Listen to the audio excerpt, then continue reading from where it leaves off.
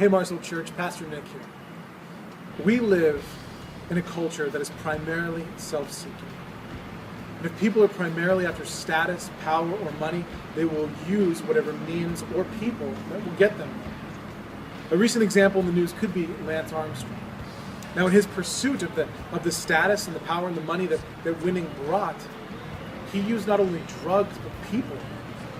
He manipulated, he lied, he deceived those not only closest to him, but his millions of fans. Now on the flip side of fame, the same thing could be said of our therapeutic culture. People look for support, but others are too busy looking for it for themselves to offer any help. People seek affirmation, but seem to experience less and less of it. The reality is, none of us is immune from this culture of self-seeking.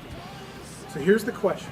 If people primarily operate from a place of self-seeking, why would anyone commit to anything? Statistically, Californians marry less and later. They divorce more frequently.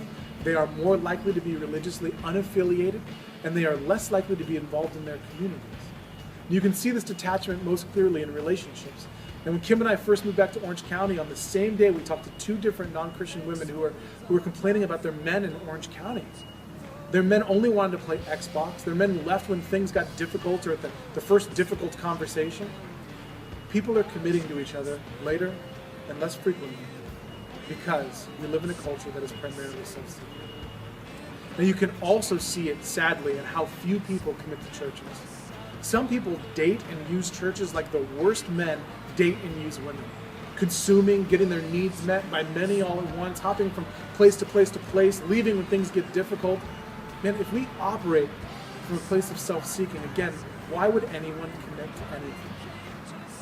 You see, the gospel of Jesus Christ flies in the face of all of our self-seeking because it is entirely other-focused. It is focused on the incredible truth that the God who created everything became a man, Jesus, to live and die on the cross and rise in victory for sinners.